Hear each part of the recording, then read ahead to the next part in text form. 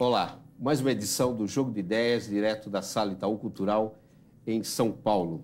Literatura e cinema é o nosso tema de hoje, quer dizer, as relações, todas as relações de criação e de diálogo entre essas duas formas de expressão artística, a literatura e o cinema. Para falar sobre este tema, nós trouxemos uma dupla também, duas pessoas que trabalham muito juntas para produzir filmes.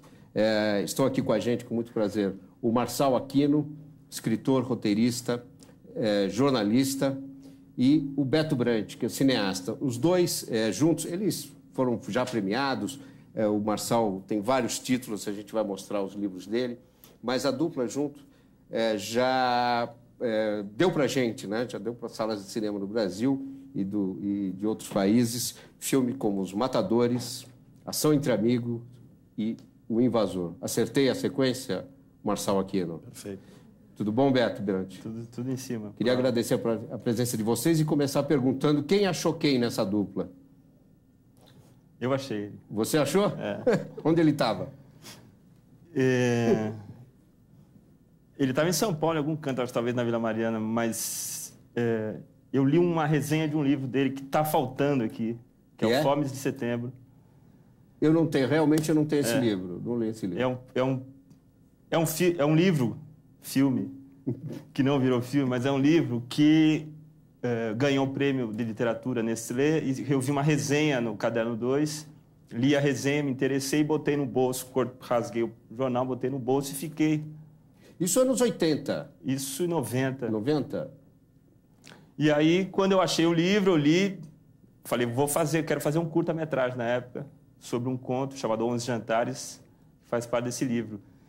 E aí eu achei que ele fosse um cara muito difícil, né? Mas aí eu tomei coragem, liguei para o editor do Estação Liberdade, me passou o telefone do Marçal, nós marcamos o encontro e desde então a conversa rolou solta. O filme não rolou, mas a gente se tornou amigos. Você estava onde, Beto? Ele estava em São Paulo. Você estava onde? Eu morava em São Paulo também. Você morava em São Paulo.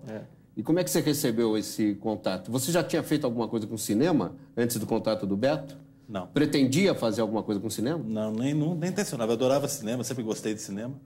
Mas eu costumo dizer que de arte marginal já basta literatura, né?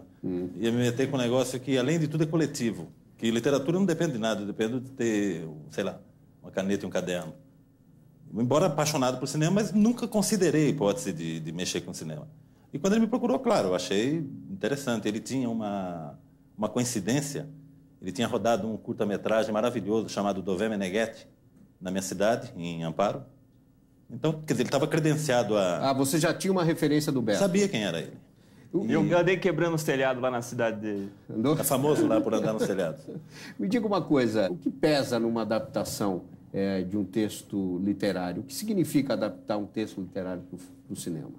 Passar para a película? O que você puxa ali? Fala, é só história? É só enredo? O que é que você puxa? Não, é que, assim, eu tento ver cinema, me desligar da questão técnica. Eu tento entrar na história e participar daquela intimidade que aquele realizador teve com o objeto do filme. E acho que literatura é a mesma coisa. Você tem que ler, eu leio e tento abstrair da linguagem e tentar entrar nos personagens, naquilo que está sendo descrito.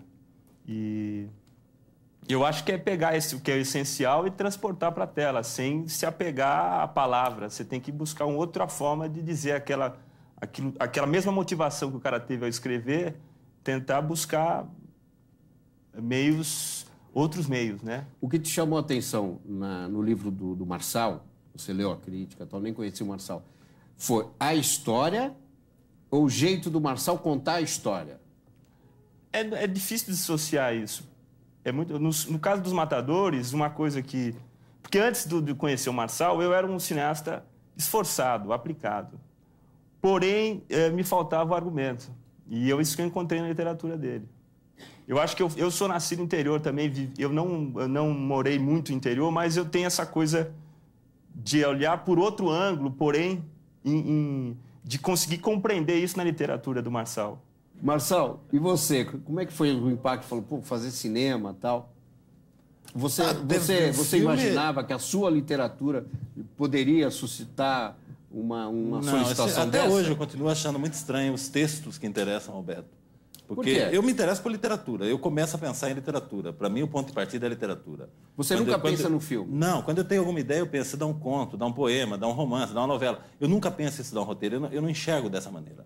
Para mim, a minha casa lá, o ponto de saída é a literatura. O importante que ele não fala aí é a maneira como ele lê essa literatura. O Beto é um cineasta literário por excelência. O curta dele, ele não menciona isso, mas o curta de formação dele na escola é em cima do Mempo Giardinelli. Ou seja, ele foi buscar um escritor. Então, a literatura permite ao Beto uma viagem, enxergar um filme na literatura. Esse é o papel dele, na verdade. E é uma coisa que ele faz de uma forma muito estranha. Você acha que isso... Não, porque eu não acho que... Bom, vou dar um exemplo. Uma vez eu dei o livro O Amor e Outros Objetos Pontiagudos para o Beto escrever a orelha do livro. E aí ele me ligou e falou, olha, nós vamos fazer um filme aqui. E aí ele veio até minha casa para conversar. Fiquei pensando, bom, tem 11 contos, tem 10 contos ali que até dá para... Tem um conto que é infilmável. Era o conto que ele queria. Como é? Era o conto que ele queria. Como é esse filme? Não, e aí tem um outro detalhe que é importante, que registra bem isso aí. Uma vez eu estava na casa do Beto, uma reunião de família, uma coisa bacana, um domingo, lá em Jundiaí, uma festa, e a sua irmã perguntou a mesma coisa, como é que vocês se conheceram?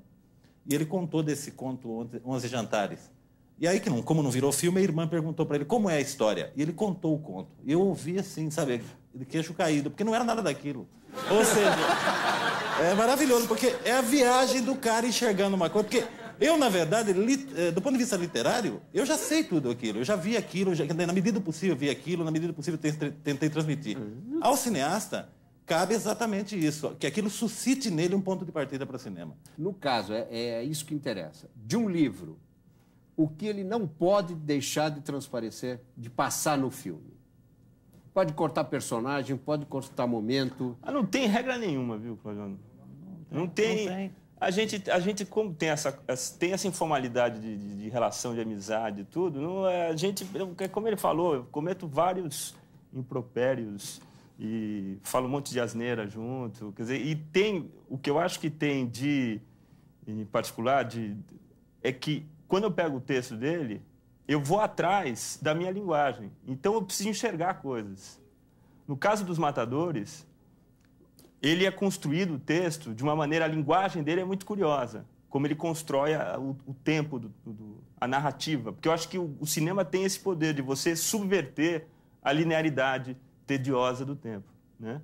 É de você construir uma história e revelando os fatos, levando para frente, para trás, por uma imaginação, por um delírio, por um pesadelo, né? E esse conto, Os Matadores, é muito simples no livro. No entanto, ele era um conto, né? Não era um livro inteiro, não era um filme inteiro. E aí a gente foi construir essa imagem, e a gente foi buscar o cenário, foi buscar os personagens, né? Porque, para mim, às vezes, você pega uma página dele que descreve uma personalidade, eu descrevo com a caracterização de um personagem. Da maneira como... Quem é o ator, onde é que ele transita, como ele chega no lugar, o que ele escolhe olhar naquele lugar, né? Então, assim, agora, ao mesmo tempo, não tem regra até o limite. O Marçal, inclusive, quando a gente foi fazer Os Matadores, ele viajou junto comigo na fronteira, na região, né? E o roteiro final do filme veio a partir dessa visualização. Vamos ver um trechinho dos Matadores? Ele me dio la plata. ¿Dónde está el hijo de puta? Adentro. ¿Seguro? Sí.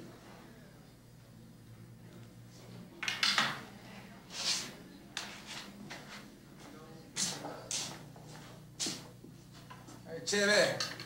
¿No quisiste pagarlo por qué? ¿Ah? Não paguei porque ela não fez o que tinha que fazer. Sí, pero lo que pasa es que esa plata es mía. Me estás robando a mí, ¿entendés o no?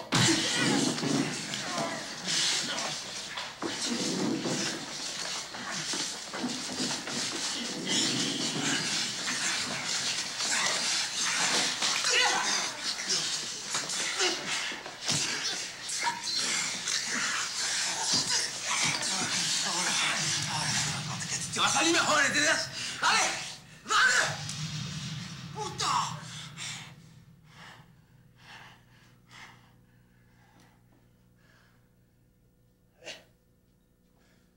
¡Dale!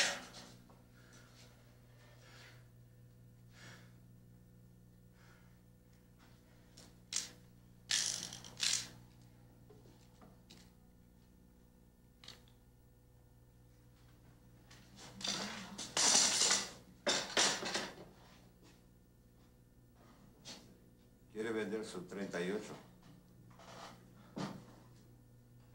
No, no quiero. ¿Y alquilar? ¿Quieres?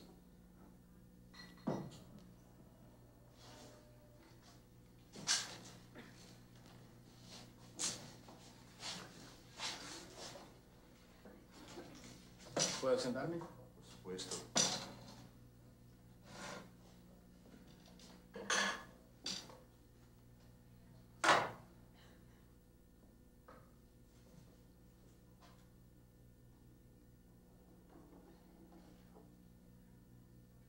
Essa cena tinha no conto, não? Tinha uma linha sobre essa cena. Uma linha, é isso que é interessante. A magia do né? cinema é essa, não, maravilhosa. Não há a literatura... Falava que o Múcio, num certo período da vida dele, andou vivendo à custa de mulheres. Ponto. Ponto. Aí se Aí desdobra você para vai essa construir cena. isso. O cinema é bom por causa disso, precisa contar tudo, precisa mostrar, né?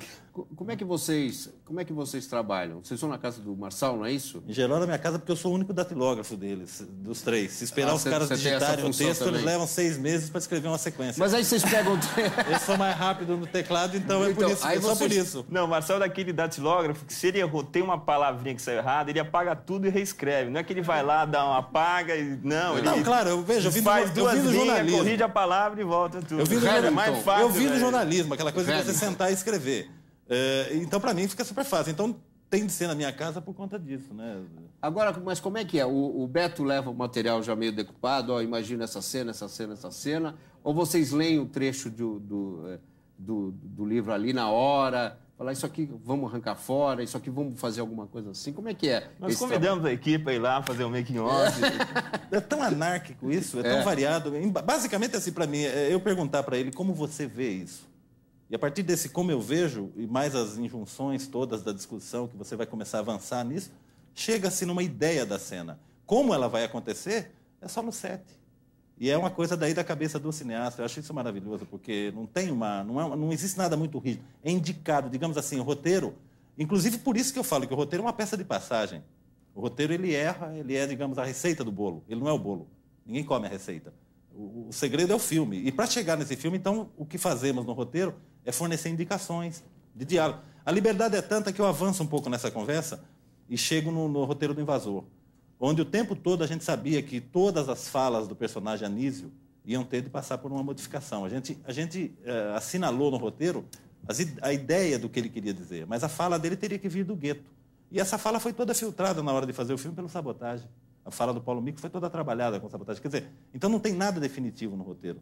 O roteiro é um ponto de partida para alguma coisa. Então, nesse sentido, o ideal é você fornecer ideias, é você apontar caminhos. Mas o filme vai acontecer necessariamente no set. Eu estou convencido que o roteiro é uma peça uma peça literária. Eu acho que é muito mais uma forma de... É uma peça de convencimento para a equipe, para os atores, a aliciar os caras, entendeu? A comprometer eles com o projeto. Né? Porque eu não acredito que o roteiro tem que ser uma coisa técnica, já descritiva, muito objetiva. Né? Porque ela está totalmente aberta para chegar o ator e reconstruir diálogos, ou vir, às vezes, um diretor de arte e apontar uma locação interessante, um maquinista que chega e vamos lá naquele campinho que eu ia jogar pelada e tinha que perder, que os caras davam um tiro pro alto quando ganhava. Né? Então, eu acho isso mesmo, que o roteiro tem que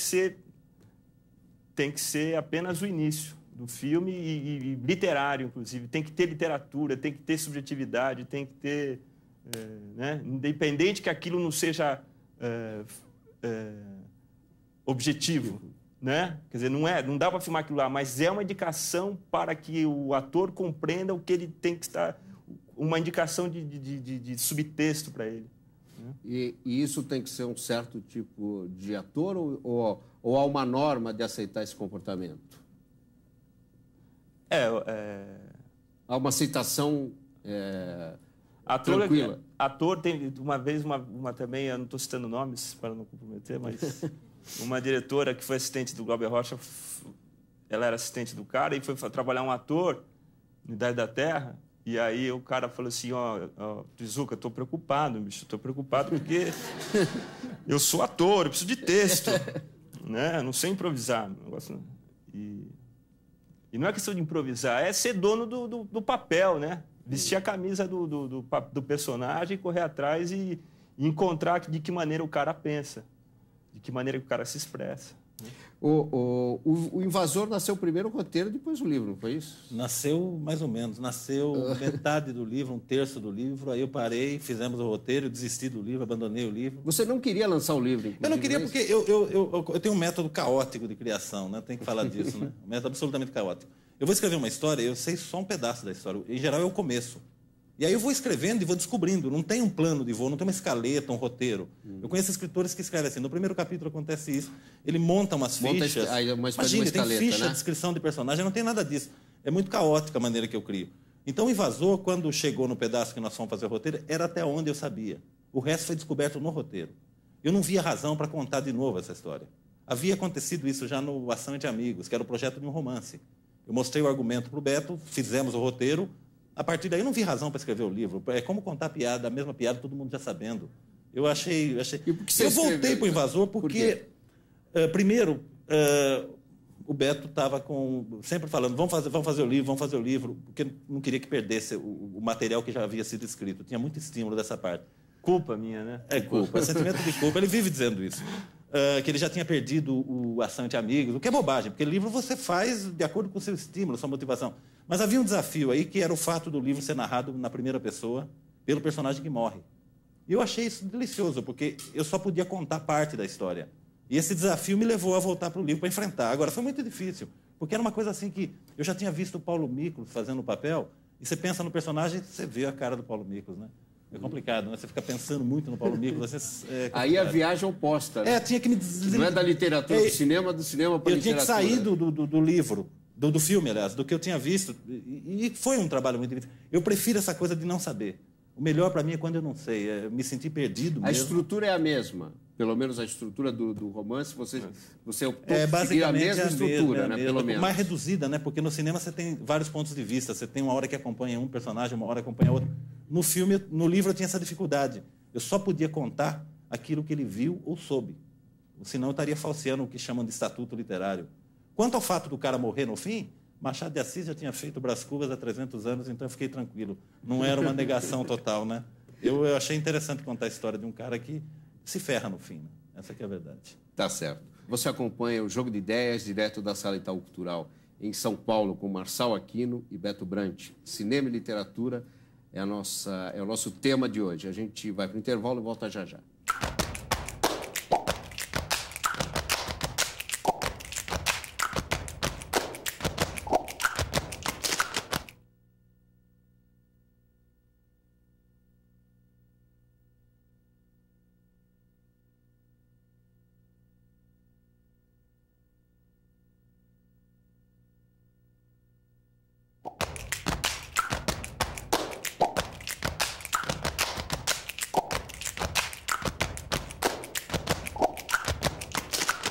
Você acompanha o Jogo de Ideias, um programa produzido pelo Itaú Cultural.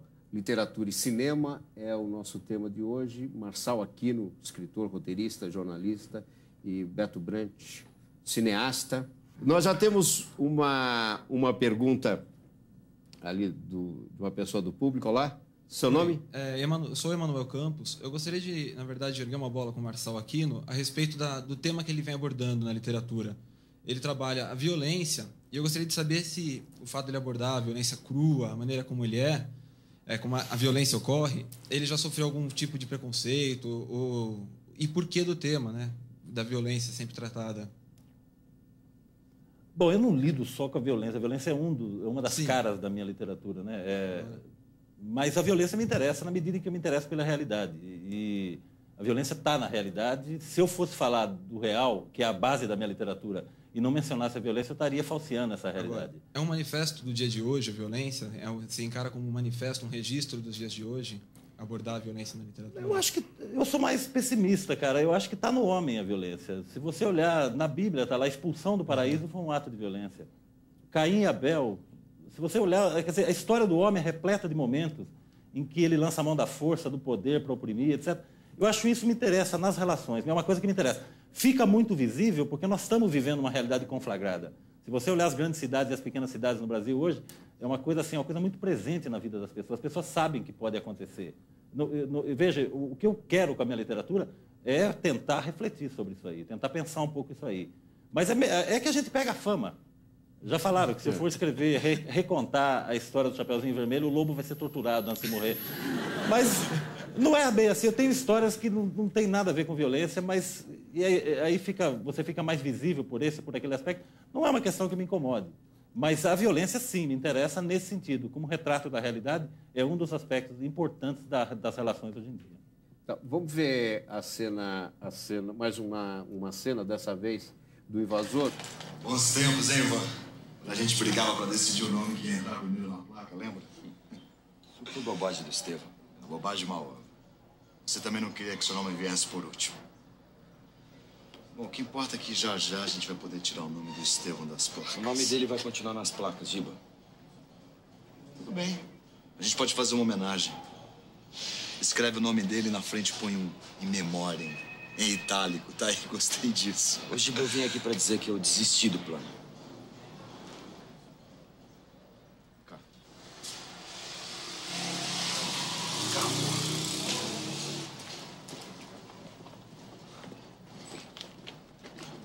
Como é que é? É isso que você escutou. Eu quero cancelar o seu plano. Meu plano?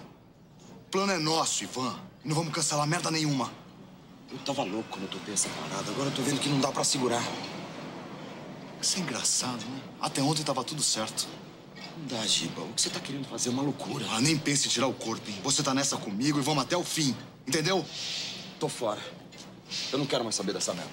Essa sequência, mais pra frente, no desenvolver dela, é um plano de sequência de 4 minutos. Foi o primeiro dia de filmagem.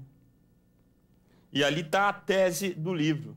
Tá toda a tese do livro, que ele põe o Cícero, que ele fala do mestre de obra, que quer tomar o lugar dele, que tá, né, essa coisa de gato e rato, da coisa do canibalismo social, tudo, quer dizer, que a tese que estava no livro, no primeiros 20, 30% que o Marçal escreveu no livro, ele mostrou para mim, e o Rica e o Alexandre fizeram um diálogo absolutamente igual ao que está no livro. Tá? É absolutamente assim. A seu pedido? Não, porque eles olharam e falaram assim, não, eu falei, ó, vocês falam do jeito que vocês quiserem isso aí. Eles acharam, não, tá muito bem escrito, tá ótimo, vamos falar desse jeito aqui, tá perfeito. E eu acho que é ali desse diálogo que a gente teve a ideia de realmente fazer o filme, de construir o roteiro. E aí é um exemplo de uma sequência que foi filmada absolutamente em cima da literatura, né? O acaso só foi a locação, que a gente chegou lá para rodar a cena e não tinha uma construção, não tinha nada, e a gente teve que improvisar e andar na rua, achar uma outra obra e fazendo uma outra locação. E virou um plano sequência, tem personagens secundários que a gente filmou, a Babá que Passa, que está descrita no livro, tem outras coisas, mas que seja. Isso é um exemplo, tem outras cenas que a Juliana separou, que mostra bem que aquilo que a gente não tem como a gente escrever no roteiro. Não tem como escrever no roteiro. Que é essa sequência do Marco Rica, né, que a gente podia passar para mostrar a diferença da construção do texto. Se você quiser. Não, porque aí ajuda a entender um pouco esse processo, o que é o processo de adaptação. Porque tem momentos que você tem um material literário e, obviamente, o material literário não se aplica. Por exemplo, vou dar um exemplo, o diálogo. Apesar do meu diálogo ser o diálogo pedestre, o diálogo da rua, o diálogo... ainda na literatura, ele tem uma espécie de especialização, que se for falado, ele terá de sofrer modificação. Nesse caso específico, por felicidade, você tinha um diálogo que já se resolvia no livro, não havia necessidade de mudança. Se os dois atores perceberam isso, técnicos como são, eles falam exatamente na pausa, ou seja, é o editorial do filme, do livro, o editorial da história, o Invasor, né? desse contato centro-periferia. Está descrito aí. Tá, vamos ver, então, é o Marco Rica se entregando à polícia, né?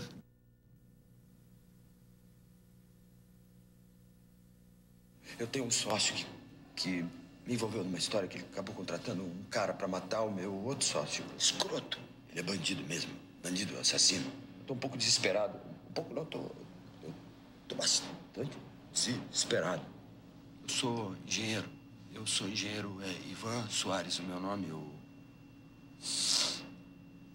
tenho uma conduta perfeita. Sou casado.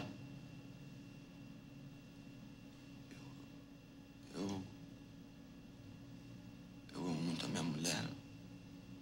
Ah, a gente faz umas porras de umas cagadas na vida, mas eles estão querendo me matar, eu não sei pra onde ir. Eu tô em pânico, que parece que a qualquer momento alguém vai chegar por trás de mim e chamar... Norberto. Chama-se Norberto. Estão querendo me matar. Então, essa sequência a gente filmou, foi a última cena que o Marco Rica filmou. A gente vinha 3 semanas e meia filmando de madrugada. E eu cheguei pro Marco e falei assim, a cena de amanhã, e agora, como é que a gente vai fazer? No roteiro, ela é muito simples. Porque como é que a gente vai se pôr ali na casa do Marçal, no computador dele e tal? Como é que a gente vai pensar, como é que a gente vai se posicionar no pânico de um cara na situação que ele está? Então, a gente indicou um diálogo. Indicou uma coisa que a gente sabia, quando estava escrevendo, que se a gente fosse ser rigoroso, chato, a gente não ia dar como encerrado o trabalho. Essa fala do Marco Rica não está no papel. Não está foi no papel. papel. Não está no papel. Aí eu peguei, Marco, a gente filmou, ele sabia tudo o que aconteceu com ele o filme inteiro. Vai e se entrega. Vai lá e fala tudo, se entrega, conta tudo que você sabe, como personagem do... Né? Aí ele pegou e fez. Ele deixou derramar. Fizemos 6 takes. Né? 6 takes e ele falou takes grandes. Quer dizer, se eu pegasse o take inteiro, tem hora que ele fala uma coisa genial e tem outra hora que ele fala uma coisa muito ruim. Tem hora que ele brinca, vai adiante, dá risada e corta o take. Né? Então, aí eu peguei e selecionei, peguei as melhores coisas e construí um take que não existe. Né? Mas que tem a sua dramaticidade, né? O que interessava. Não é? Porque o que interessava era exatamente isso. Ao escrever, a gente já sabia disso. Então, não tinha... Era muito na mão do ator, né? Da categoria do ator. E aí o diretor junto. É nesse momento que nasce, né? Ele se entregou. Não tinha como indicar. Deve ter aí a sequência com sabotagem também. Tem. Era uma outra sequência também que estava indicada, eu diria até a intenção do que iria acontecer. O que iria acontecer não tem como agora, controlar. Porque esse trecho, principalmente da entrega, não tinha nem... Você não tinha escrito isso ainda. O livro só tinha a parte inicial. O livro só tinha a parte inicial. No roteiro eu já sabia que isso ia acontecer, que ele se entregava. Ele se entregava para a polícia e fazia uma confissão à beira de um surto, ataque e tal. Um surto psicótico, né? Era isso que eu queria, que o cara estava apavorado, sabia que tudo caiu por terra e a única saída dele era se entregar. Era essa a chave. Agora, era só indicada essa fala. Era o cara que ia falar exatamente o que o personagem estava vivendo. Era isso que se queria, não é? Então tá, vamos ver essa cena que o Marçal já citou 2 vezes. Quer falar alguma coisa, Beto? Só a cena do sabotagem, a única coisa que o sabotagem disse é o sabotagem, você vai entrar lá e o Paulo vai chegar e vai te apresentar como um cantor de rap que precisa de 5 contos para gravar um CD, ponto. O sabotagem não sabia mais nada além disso. Ele entrou e aquilo foi uma performance dele. E é curioso até que a câmera acaba dançando junto com eles. Quando ele começa a cantar rap, o cameraman, como se sentiu no embalo do personagem e começou a dançar o rap junto. Bom, só lembrando que o Sabotagem é um rapper daqui da Zona Sul de São Paulo, que depois, este ano, né? Foi esse ano, né, Marçal? No começo desse ano, foi assassinado ao sair de uma festa, de um baile na Zona Leste de São Paulo. Isso, Ivan, você não deve ter visto direito. Porra, Gil, eu tô dizendo, eram eles, eu parei o carro quando eu... Aí, olha isso. Que é esse cara? Sabotagem. Cumprimento esse mano aí, mano. E aí, nego, velho, firma. E aí, nego, velho, firmou. Forte, nego. Tem 3 gravadoras nas botas do cara aqui, ó. Mais um negócio que nós vamos investir. Como é que é? 5 conto pra fazer a gravação. Manda o som aí, Sabotagem. Aí.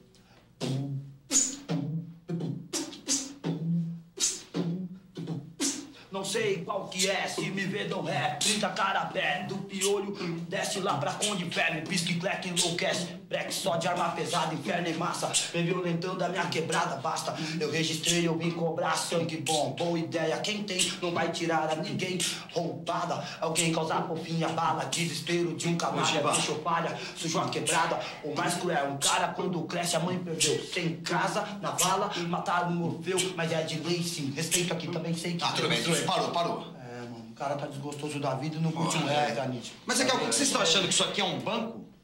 Tô achando que o cara vai sair da quebrada lá, maior humilhação, pegar 2 buzum e sair daqui sem um qualquer, mano. Mas vem cá, isso aqui é uma empresa de contabilidade, você não pode chegar aí pegando dinheiro assim, sem mais nem menos, sem dizer pra quê? Toda empresa não tem esquema por fora. E o caixa 2? Mas esse cara é folgado pra caralho, hein, Giba? Peraí, calma. Vamos resolver isso de outro jeito. Calma. Tá atravessando, hein, mano? O que você vai fazer? Você vai pagar, Giba? Fica na sua, irmão. Mas... 5.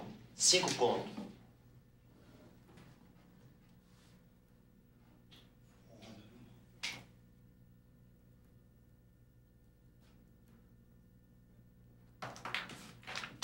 Tá aí.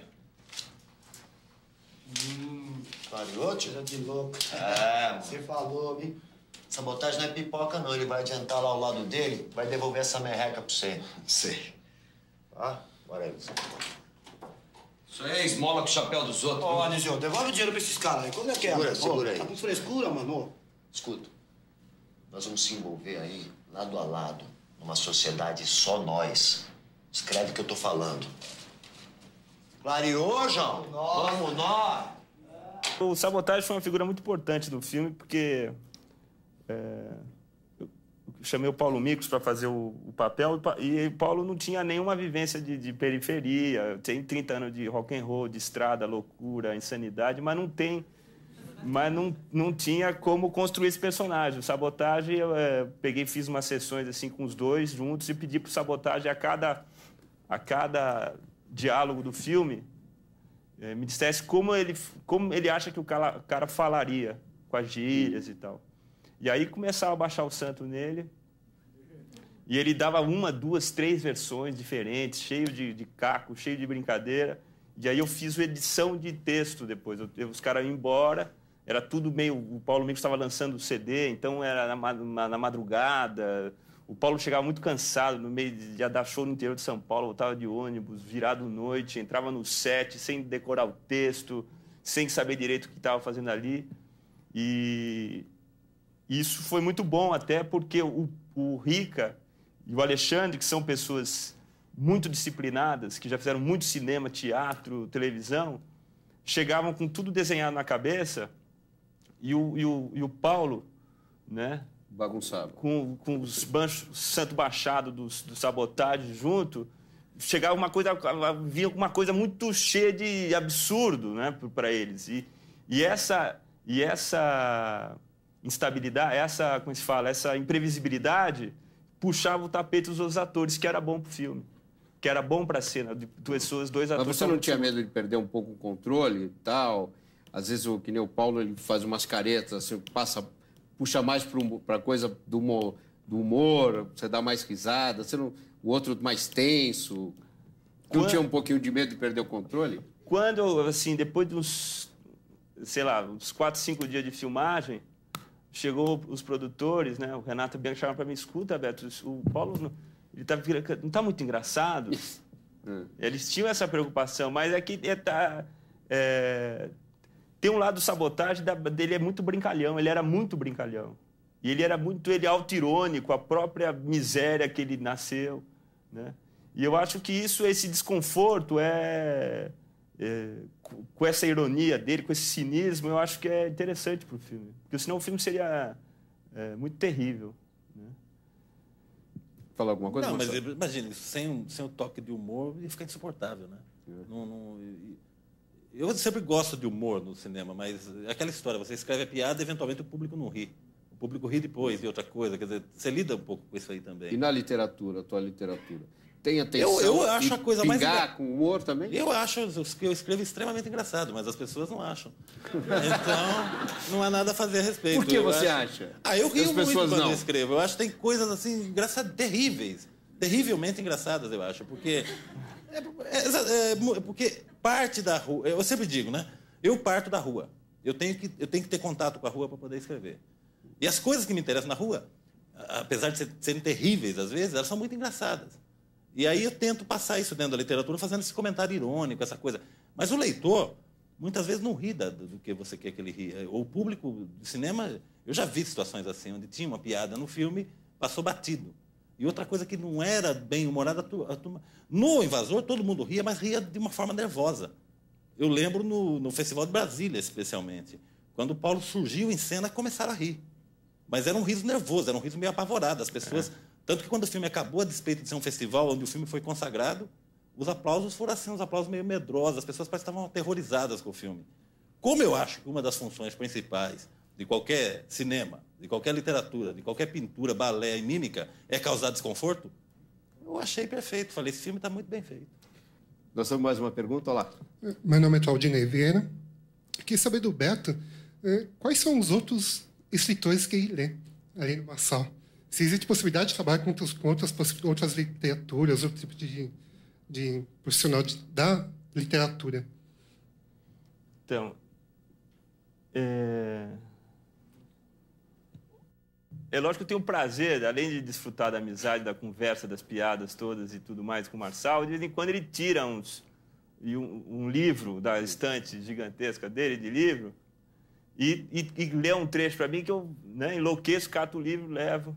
Tem uma sucursal da minha biblioteca em casa.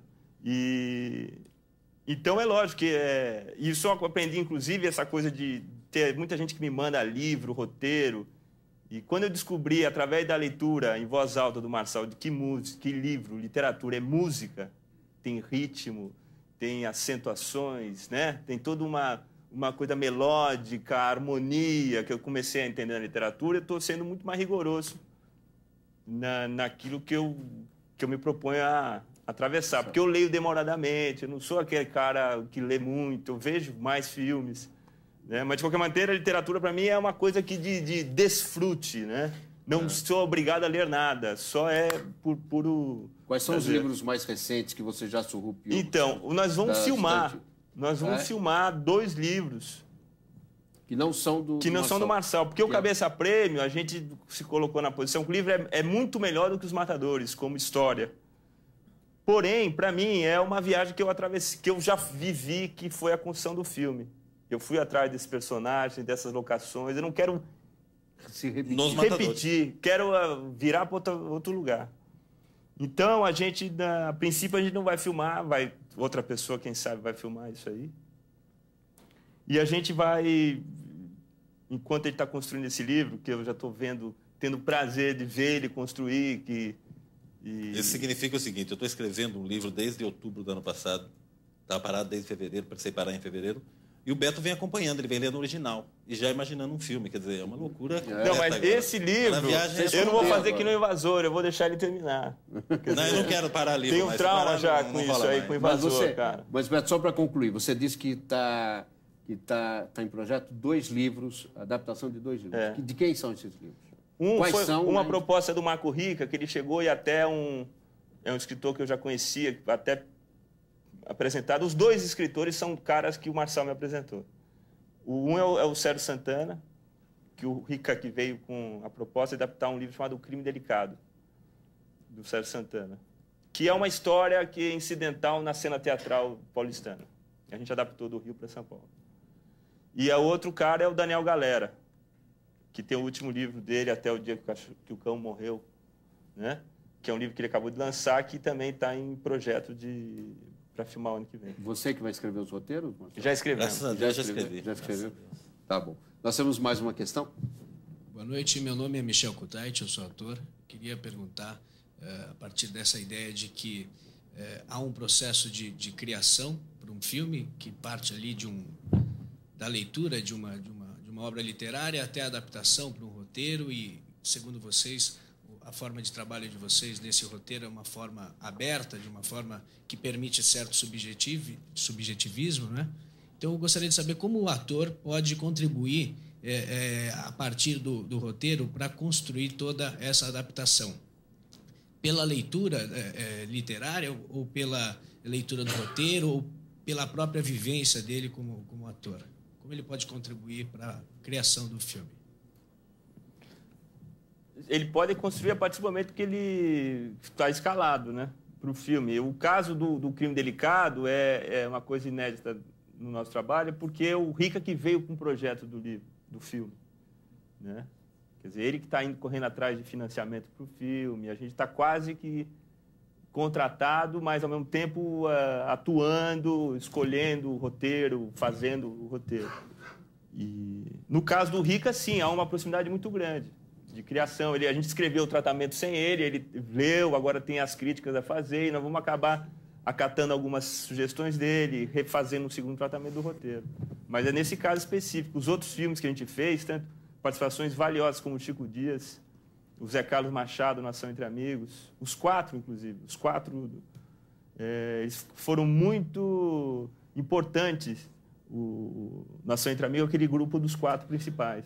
Mas é tudo dentro do momento que eles foram escalados e que eles resolveram, não tinham nenhum outro compromisso na vida que não era o filme. Se mergulharam no filme, de fato. E trouxeram muita coisa para o filme. Obrigado. Alguma questão mais? Não? O Marçal, Beto, esse ano, por exemplo, nós vamos até gravar um programa com ele, o Nelson Pereira está comemorando os 40 anos do Vidas Secas. Que, digamos, é uma adaptação interessante, né? Quer dizer, um trabalho com a literatura muito interessante. Eu gostaria de saber digamos, quais são as referências que vocês têm, né? Da adaptação da literatura para o cinema. Que outros filmes, sejam brasileiros ou não, coisa que você leu, depois viu o filme, ou se você viu o filme, depois quis ler, esse tipo de coisa, né? Que te mostram, falam assim, olha, isso é uma referência, esse é um trabalho interessante, bem sucedido.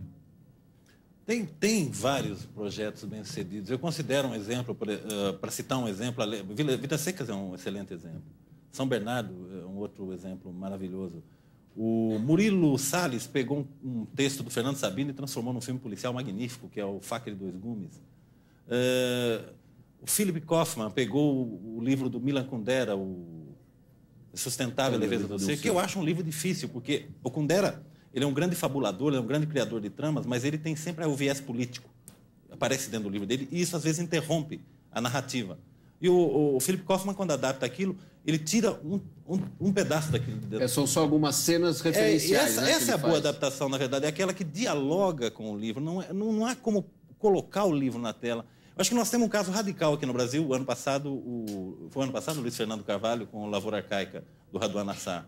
Foi um tipo de adaptação diferente. Segundo eu sei, ele não tinha roteiro. Ele deu o livro para os atores e trabalhou em cima daquilo. Quer dizer, mas em geral, a ideia de adaptar o livro, eu sigo muito aquela coisa que o Fellini falava. O Fellini falava que o ideal, quando você vai adaptar um livro, é ler o livro e jogar o livro fora. Filmar o que ficou na sua cabeça. Eu acho que é um pouco isso aí, é dialogar com o livro. Não, eu nunca não me lembro de uma situação em que eu estava no cinema e disse assim, o livro é melhor. O livro é outra coisa. Não dá para comparar. É uma coisa muito complexa essa. Eu acho ingênuo você ir ao cinema tendo aquele grande livro que você curtiu, que é o livro da sua vida. Não vá para ver aquele livro na tela. Ele será necessariamente um diálogo com aquele livro. E provavelmente, como é uma viagem muito diferente, você vai se chocar. Esse é o ponto. Acho que você tem que ver com espírito aberto. Qualquer adaptação. Tem boas adaptações, ou seja, tem bons diálogos com os livros e tem diálogos que são equivocados.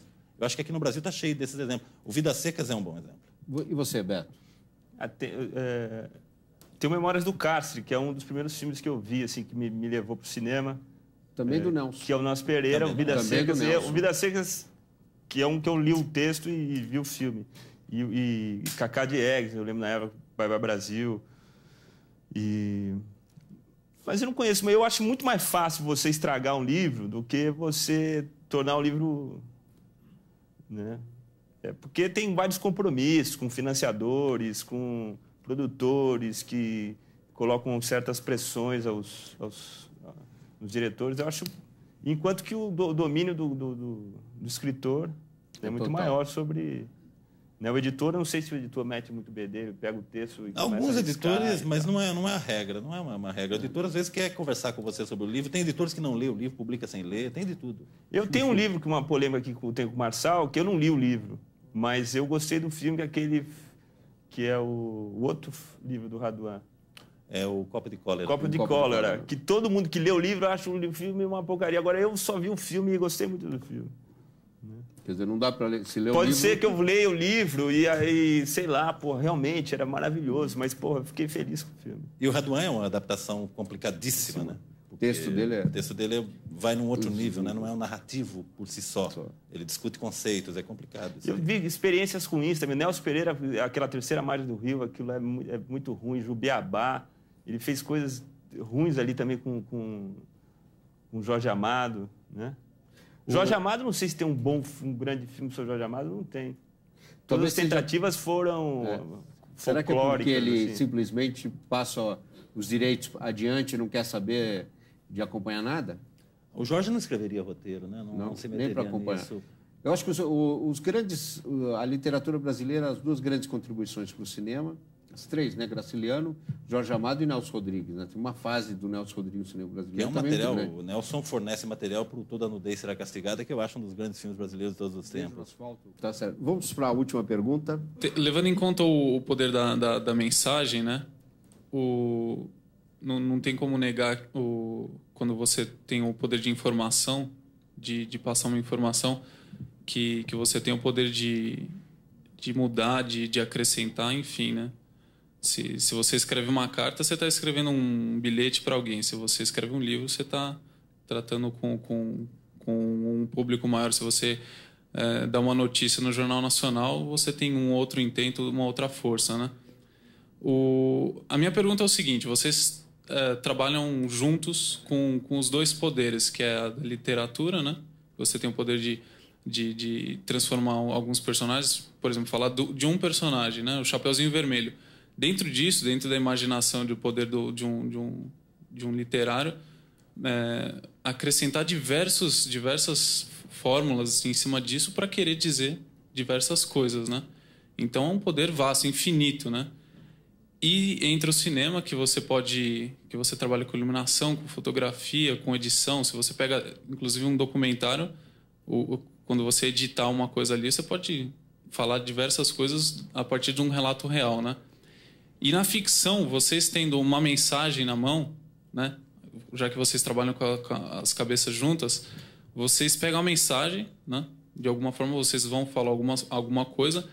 E então a minha pergunta é: mensagem, o que vocês querem dizer com a mensagem, com o poder que vocês têm de transformar essa mensagem, e como que vocês trabalham isso para concluir essa mensagem? Como que vocês trabalham com essa fantasia? Olha, lamento decepcioná-lo.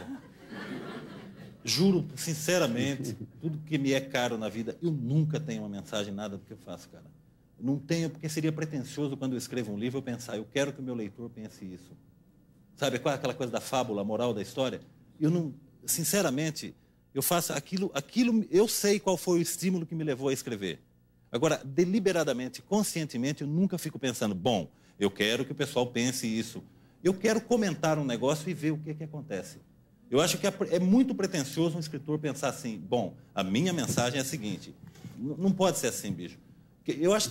Eu faço uma piada sobre isso, não resisto. Eu digo que livro que tem mensagem é livro do Chico Xavier, bicho. Porque eu não tenho, cara, é sério, eu não tenho, não. Eu acredito, eu digo para você, trabalhando com o Beto, é uma das coisas mais fascinantes, que é essa leitura que ele faz do livro. Ela jamais passa pela coisa da intenção. Tem milhares de intenções. Ele vai captar dele e vai se movimentar a partir dessa. Eu já me movimentei, porque existe algo que me leva para frente do computador. No meu caso é mais grave, ainda eu escrevo à mão. Então demora mais, é um inferno, eu não entendo minha letra, é um horror.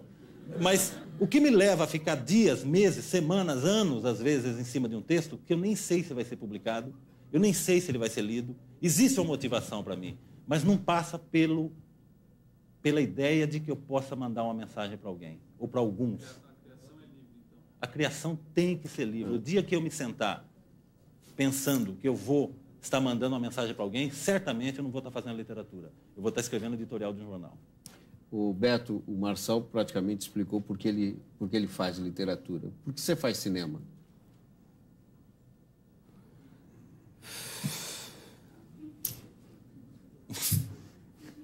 Quer mostrar uma cena? Não, outro dia eu vi um curta-metragem, cara, chamado Remédios do Amor, que o cara pegou um texto um curta-metragem, pegou um texto do padre Antônio Vieira, escrito em 1640, e pegou e fez um filme todo ele falado, o texto, todo ele pegou um trecho desse texto e pegou um ator e falando esse texto. E a imagem é uma história de um casal que se separa nos dias de hoje, em Belo Horizonte, que vão para Ouro Preto, e a cenário é aquela cidade atemporal, né? e com a relação dos dois, da separação, e aquele texto escrito por aquele cara 400 anos atrás cabe como uma luva aquela encenação, aquela separação, aquele encontro de outros caminhos e tal. E é fabuloso isso, como que a gente fica falando negócio do cinema, né, que você é independente da literatura, e às vezes você pega a literatura e transforma que a história seria banal, os diálogos seriam banais, os diálogos contemporâneos dessa história de amor. E o texto sozinho é que nem aquela pessoa que gosta de literatura e lê uns pedaços de trecho, e grifa, e guarda, e acende uma vela, e vê a chuva na janela, e pensa no texto, né? Tem muito essa coisa de textos que você compreendeu, assim, né? E eu acho que esse cineasta foi lá, pegou um texto que ele compreendeu e contou dentro do repertório dele, de vida dele, né? Isso responde a pergunta por que você faz cinema. Eu não sei. Só frisando. Mas você acendeu uma vela para esse filme, é isso? Não, é que... Não sei, cara. São coisas que você vê, dá vontade de contar. É uma brincadeira, é bom, é divertido, é libertário, isso. Entendeu? Eu acho que é. Não sei. Eu acho uma resposta mais do que suficiente. Tá, muito obrigado. Perguntaram ao Drummond por que ele escrevia. Ele disse, eu escrevo porque eu sou escritor. Acho que isso, sabe, é isso. É isso, fundamentalmente é isso. Tá certo. Eu quero agradecer as presenças aqui no Jogo de Ideias, do Beto Brandt, cineasta, do Marçal Aquino, jornalista, escritor, roteirista. Agradecer a presença de vocês que estiveram aqui com a gente na Sala Itaú Cultural. E a gente volta na próxima com mais um Jogo de Ideias. Até lá.